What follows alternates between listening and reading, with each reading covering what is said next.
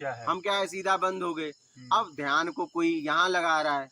हाँ, ये ब्रह्म ग्रंथि नहीं है भैया, ये यथा पिंडे तथा ब्रह्मांडे तथा ब्रह्मांडे यथा पिंडे, जो पिंड में ब्रह्मांड में, ब्रह्मांड में पिंड में। तो ये 7वां सहस्त्रार्थ है, 10वां दरवाजा है, ये ब्रह्मांड है। क्या है? ब्रह्मांड, न कि ये ब्रह्म है। क्या? ये भूल में मत रहिए, बहुत लोग बोल देते हैं। हाँ। ये ब्रह्म वगैरह नहीं। अगर ब्रह्म इसमें होता तो जिस जहां पे ब्रह्म है वो भटक सकता है।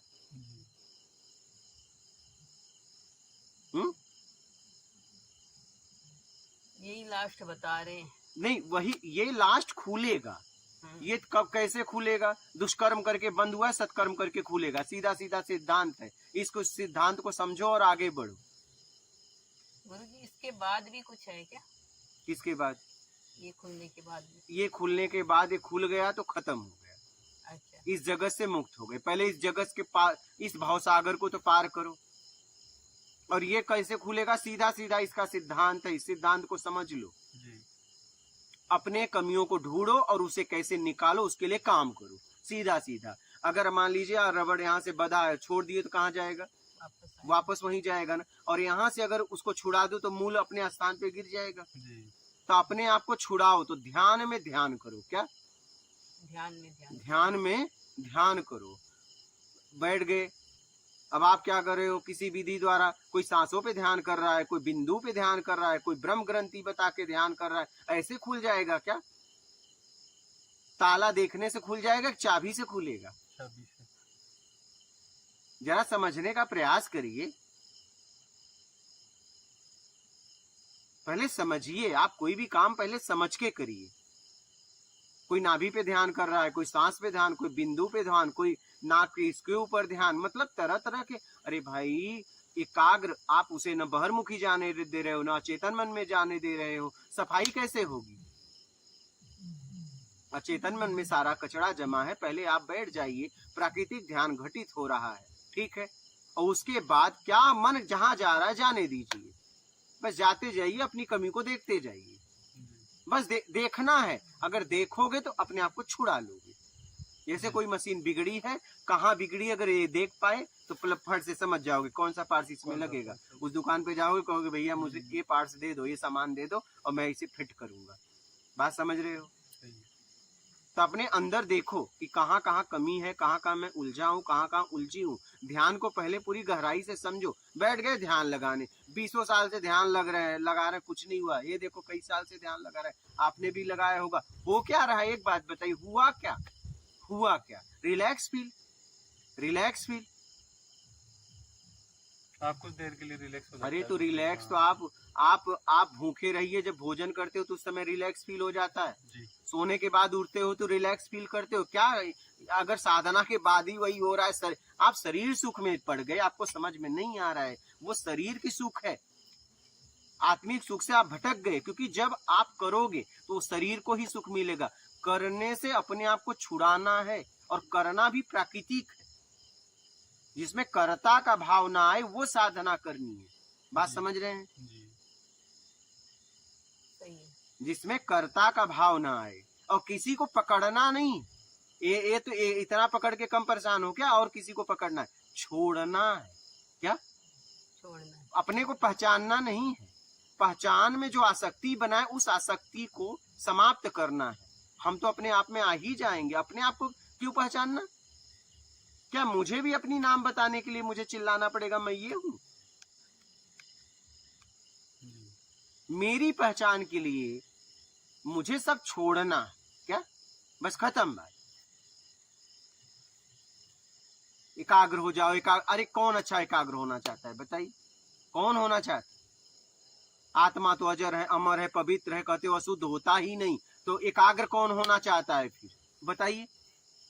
नहीं बताइए। लोग कहते हैं एकाग्र हो जाओ, एकदम ध्यान लगा के स्थिर कर दो। कौन स्थिर होना चाहता है? बोलो, स्थिर कौन होना चाहता है? माला बड़ा ध्यान से नहीं, आप लोग इतने दिन से साधना कर रहे हो, आप बताओ। चलो इसका जवाब आप दो। स्थिर कौन होना चाहता है? मन। अरे मन तो तुम्हारे द्वारा चलता है, वो कैसे स्थिर होगा? मन के द्वारा तुम हो, तुम्हारे द्वारा मन है। हमारे द्वारा मन है। फिर वो तो शरीर का सिस्टम की व्यवस्था है, वो तो सिस्टम की व्यवस्था है ना। मोबाइल में एरो भागता है कि उसे भगाते तुम हो? एक तरफ भगा रहे हो, एक तरफ कर रहे हो एरो को स्थिर कर दो, वो तो तुम खोल दो भी तो भी स्थिर रहता है। अब चाहिए में काम करता है, खोलने के बाद भी देखो स्थिर रहता है, जी। लेकिन जैसे जैसे चाहिए वो भागता है। तो एरो कंप्यूटर में एरो रहता है तो वो सिस्टम की व्यवस्था है, उसको हटा दोगे तो काम हैंग हो जाएगा। और आपसे मन है, आप क्यों नहीं समझते मन को रोकना चाहते हो? लोगों ने पढ़ा दिया, तुम पढ़ लिए मन को रोको, मन को, अरे कभी रुकेगा ही नहीं, और उन्हें पता है रुकेगा नहीं, हमें हमारे पास आता रहेगा। मन कभी रुकता है क्या?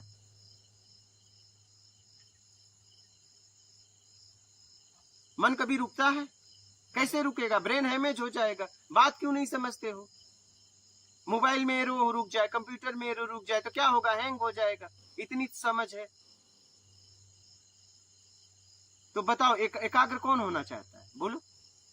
एकाग्र गुरु जी जो अशांत हो गया, हम जिसे अपन जीव कह सकते हैं, जीव। हाँ, जीव है ना, जो हाँ, जो आत्मा था, हाँ, लेकिन ऐसे कर्म करके विकार रहित कर, विकारों जैसे कर्म करके, राग द्वेष हाँ, करके, जो विकार जिसे कहते हैं ना, हाँ, विकारों का कर्म करके आत्मा से वो जीवात्मा हो गया, हाँ, आवरण चढ़ गया उसके हाँ। उसके ऊपर। अब वो इतना परेशान हो गया अपने कर्मों से कि वो मुक्त होना चाहता है। तो कर्म से ही होगा ना। कर्म। चलो मैं एक आपसे बात पूछता हूँ, एकदम सच्चाई से ईमानदारी से जवाब देना। जी। हाँ, ईमानदारी से। अगर आपको कोई लूट ले, जी। हाँ, हाँ। ठीक है, और सारा धन आपका खा ले, जी। और बाद में रोज मंदिर में पूजा करे, ऐसे व्यक्ति को आप माफ कर दोगे? मंदिर में पूजा करेगा? हाँ। नहीं, मैं तो कैसे करूंगा? नहीं करूंगा। ठीक है।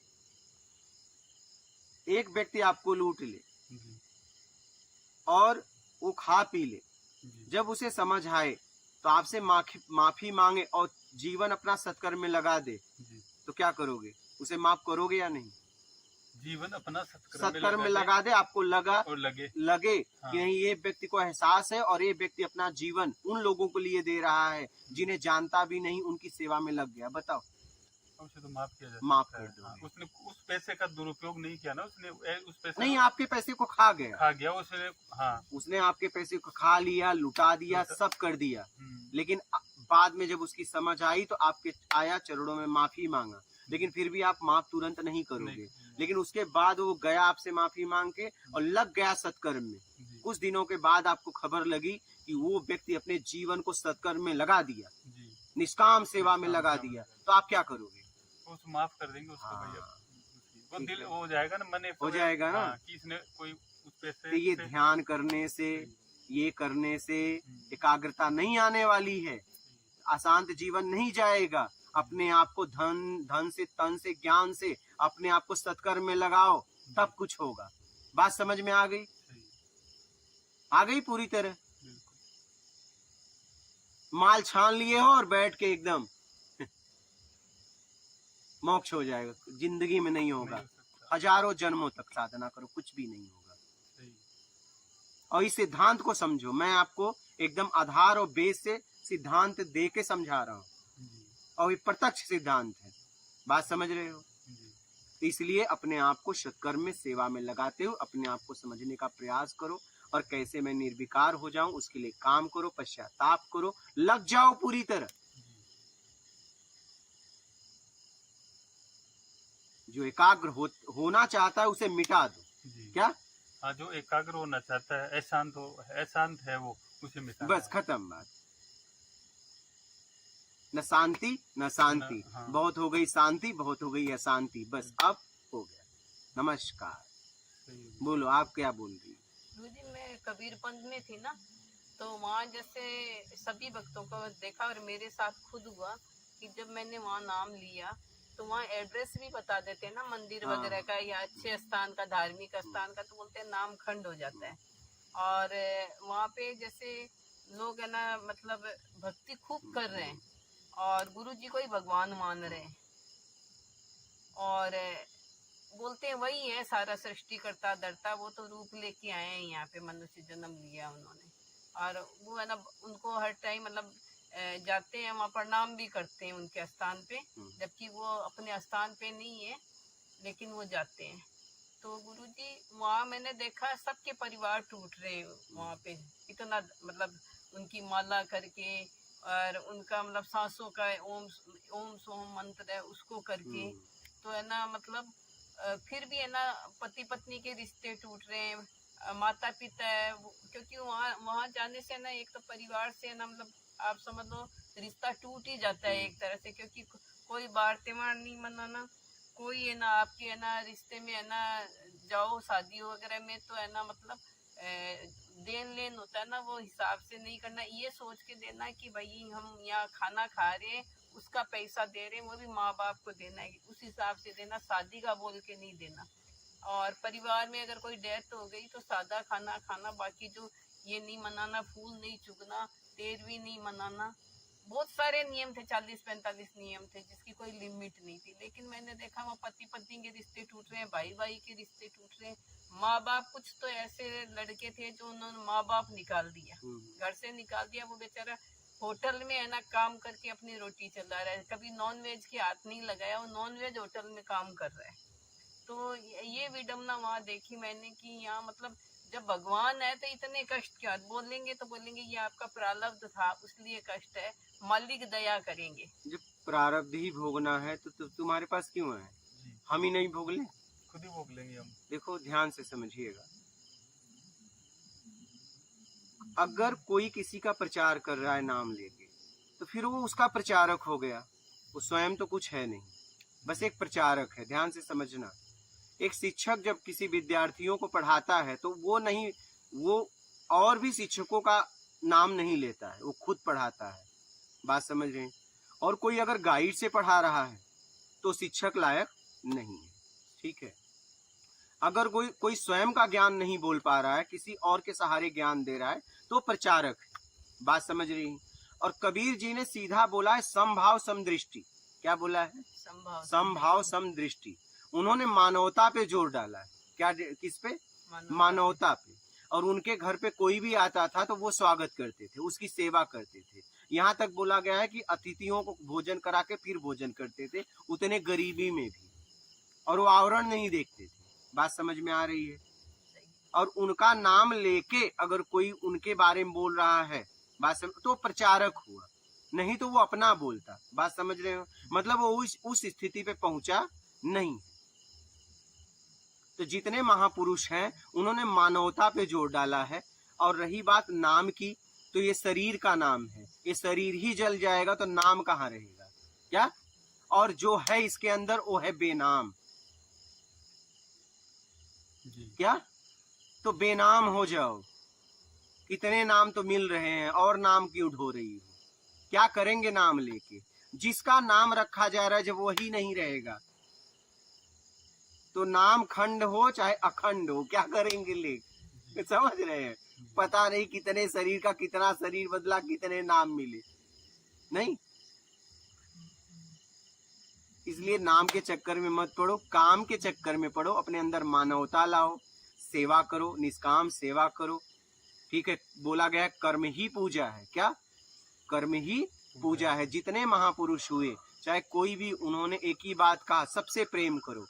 और एक बात, जीवन में भूखे को भोजन, प्यासे को पानी, और कोई मार्ग पूछे तो चाहे कोई भी हो, यहाँ तक कहा गया शत्रु भी हो तो बता देना। क्या? शत्रु भी हो तो बता देना। और रास्ते पे पेड़ के नीचे कभी गंदगी मत करना, क्योंकि पता नहीं कौन कौन उस रास्ते से जा रहा है और कौन कौन आके उस पेड़ के नीचे छा लेगा। ये बात का विशेष ध्यान रखना। पहले तो मानवता को जागृत करो। या तो हम देवता प्रवृत्ति में चले गए या तो राक्षस प्रवृत्ति में चले गए, पर हम मानव होने के बाद पशुओं की तरह जी रहे हैं। बस अपना देखना है, अपना देखना है। बात समझ रही है? वहाँ से मैंने छोड़ दिया तो सब बोलते हैं कि ये तो ना वो गुरु विरोधी हो गई। गुरु क्या है? गुरु शब्द है, शरीर नहीं। हम शब्दों को, हम अगर किसी के पास जाते हैं तो हम उसके ज्ञान को देख के जाते हैं, न कि उसके शरीर को देख के। जब हम देखे ज्ञान नहीं है तो हम उसके पास रह के क्या करेंगे? और एक बात बताऊं, ठीक है? सुनिए, अगर कोई वैवाहिक जीवन अपनाया स्त्री पुरुष ने, अगर बच्चे चाहिए और पता चला 2 में से 1 कमी है तो जरूर एक को बदलना चाहिए। दोनों में कमी है तो पड़े रहो, कहीं मत जाओ। बात समझ रहे हो?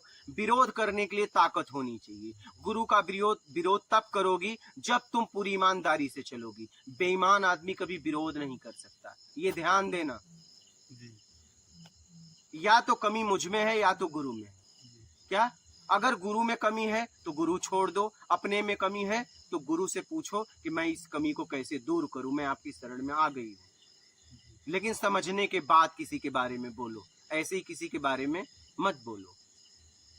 और विरोध करने के लिए ताकत चाहिए, विरोध करने के लिए ईमानदारी चाहिए। विरोध करना इतना साधारण बात नहीं है। आप मेरी बात समझ रही हैं? कमी तो है ही है ना। अगर हमारा आत्मिक कल्याण नहीं हो पा रहा है, मुझे कुछ नहीं समझ में आ रहा है, या तो मुझ में कमी है या तो सामने वाले में कमी है। अगर मुझ में कमी है तो अपने कमी को हटाओ, अगर उसमें कमी है तो आगे बढ़ो। बात समझ रहे हैं? और दोनों में कमी है तब क्या? गुरु आइन 90 चला, गुरु के मारे ढेला तब कहाँ जा रहे हो? बस पड़े रहो एक जगह, हाँ, आपस में लड़ो। हाँ, पड़े रहो। गुरुजी ये 60 नाम और 60 शब्द क्या होते हैं जो सब जगह ये कबीर पंथ में हो रहे हैं? हम देखो व्याख्याकार नहीं। हाँ। क्या? हम व्याख्या मैं आपको मैं क्या बोल रहा हूँ, हम व्याख्याकार तो है नहीं। हाँ। हम लोगों ने जो बोल दिया हम उसका व्याख्या तो करने वाले हैं नहीं। बात समझ रहे? मैं सीधा सीधा आखिरी मार्ग बता रहा हूँ, ठीक? और ये भी मेरा नहीं है, मुझे मिला है, ठीक है। मैंने साधना की, मैंने तपस्या की और मैं भ्रमण किया 2011 से 20 तक, मुझे ये मार्ग मिला आप लोगों के लिए। मैं सीधा मार्ग बता रहा हूँ, इस मार्ग में मैं भी नहीं हूँ। बात समझ रहे हैं? सीधा आप उससे जुड़िए, क्योंकि मुझसे जुड़ने से आपको कुछ भी नहीं मिलेगा। और एक बात बताऊं, किसी से जुड़ के नहीं मिलेगा। उन शब्दों में आपको जीना पड़ेगा और आपको सीधा जाना पड़ेगा। धारणा, ध्यान, समाधि, तुम, ब्रह्म। मेरा के द्वारा जो जाना जाएगा या जानकारी होगा या ब्रह्म होगा, 2 में से एक। बात समझ रहे हैं? 2 में से एक। अब तुमको क्लियर करना है कि ये ब्रह्म है कि जानकारी सही है। क्या? उस पे काम करना पड़ेगा। तो धारणा, निर्विकार होने के लिए धारणा बनाइए, उस पे काम करिए। धारणा, ध्यान अपने आप घटित होगा, ठीक है। अपनी कमियों को देखते रहिए। धारणा, ध्यान, समाधि, अपने आप पीड़ा की स्थिति आएगी। जैसे एक स्त्री गर्भ को धारण करती है और उसके बाद ध्यान गर्भ पे लग जाता है, एक समय ऐसा आता है वो ऐसे अथाह पीड़ा से गुजरती है, बाद में उसके बच्चों का जन्म होता है और वो माँ बन जाती है और उसके स्तन से दूध आ जाता है। वैसे ही कोई भी साधक धारणा बनाता है और धीरे धीरे धीरे विकारों से मुक्त होने के लिए काम करता है और फिर धीरे धीरे धीरे धीरे जैसे वो माँ बच्चों के लिए भोजन सोच समझ के करती है और वो आहार बच्चों को भी मिलता है। बात समझ रही? वैसे ही साधक अपनी कमियों को निकालता रहता है और ध्यान पूरी तरह घटित हो जाता है तो वो समाधि की स्थिति आती है और आखिरी में वो ऐसे पीड़ा से गुजरता है, सब कुछ खत्म होते हुए देखता है और बाद में उसके अंदर से विकार निकलते हैं, जैसे यहाँ पे गर्भ से बच्चे निकले। बात समझ रहे हैं? और जब पूरी तरह विकार निकल जाता है और उसे फिर ज्ञान हो जाता है और तृप्त हो जाता है, जैसे माँ तृप्त हो गई, इतना पीड़ा के बाद भी तृप्त हो गई। और बताऊं, बच्चों के लिए जब गर्भ से बच्चों का जन्म होता है तो उस माँ को दुनिया का कुछ भी दो, उसके सामने कुछ भी नहीं है। वैसे ही जब आत्मज्ञान होता है तो उसके सामने पूरी सृष्टि में कुछ भी नहीं। बात समझ रहे हैं? तो ज्ञान देने वाला अपना खुद का ज्ञान बांटता है। बात समझ रही हैं? वो किसी के नाम से नहीं बांटता, और नाम से बांट रहा है तो वो नकल किया है। फिर वो ज्ञानी कहाँ है? वो गया ज्ञानी कैसे हो सकता है? अब तो दूसरे का ज्ञान है, दूसरे का अनुभव बांट वो तो जानकारी बांट रहा है। अच्छा, उस है। जानकारी से खुद नहीं क्यों पहुंचा? और खुद पहुंच गया तो अपने तरीके से बताता, उसका क्यों नाम ले रहा है? मतलब उसे मालूम नहीं है, बस उस पे भरोसा करके लोगों तक पहुंचा रहा है। इसका भी दोष लगता है, उसका भी पाप लगेगा। एक शिष्य बनाने पे अगर उसका आत्मिक कल्याण नहीं हुआ तो गुरु को 100 गौ हत्या का पाप लगेगा, शिष्य को नहीं। किसको?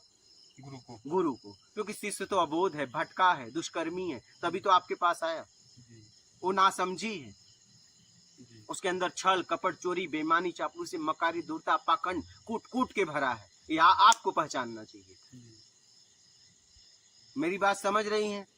ये जो लाइन में लाखों को बना रहे हैं ना शिष्य, पता नहीं इनका क्या होगा।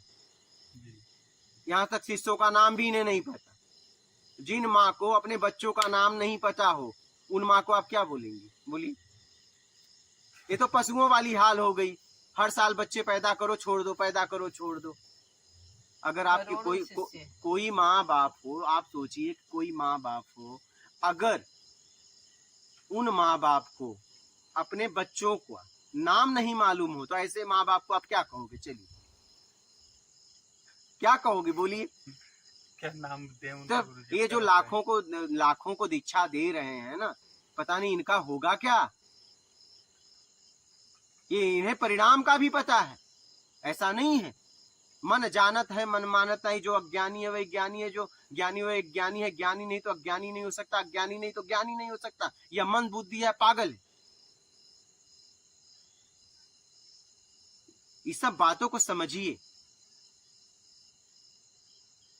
और ऐसा नहीं कोई शब्द बोल दिया तो हम उसकी व्याख्या करेंगे। हम आपको सीधा मार्ग बताएंगे कि हम उनके बारे में बोलने के लिए निकले हैं, हम आपसे बात करने निकले हैं। हम सीधा बात करते हैं, क्या बीच में कोई नहीं, हम तीसरे को नहीं लाके खड़े करते। बात समझ रही है? हम मार्ग भी ऐसा बता रहे हैं, तुम जानो वो जानो, हम नहीं है उसमें। हमारे काम में तीसरा नहीं आता। मेरी बात समझ रही है? सही है। क्योंकि मैं किसी का प्रचारक नहीं हूं। मैं पहले काम करके उस स्थिति पे पहुंचा और उसके बाद मैं ज्ञान दे रहा हूं। और ये सीधा सरल ज्ञान, एक भी शब्द इधर उधर इसके नहीं किया जा सकते, क्योंकि मेरा नहीं है, ये आप लोगों के लिए मिला है। और ये प्रत्यक्ष मार्ग है, इसको अपना के अपना आत्मिक कल्याण करो। बात समझ में आ रही है? आपको आ रही है? और कोई संशय हो तो बोलो, बोलो। और कोई प्रश्न है?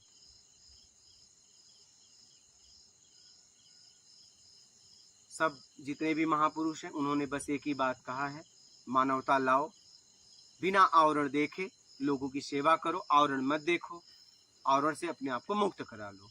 और आखिरी बात बोल दूं, अभी तक जितना भी पृथ्वी पर बोला गया है सबका सार है ईमानदारी, मुक्ति है, बेईमानी बंद है। ये पूरा सार बता रहा हूं आपको। इसको अपना के जीवन में आगे बढ़ो, अपना आत्मिक कल्याण करो। ठीक है? मात नर्मदे।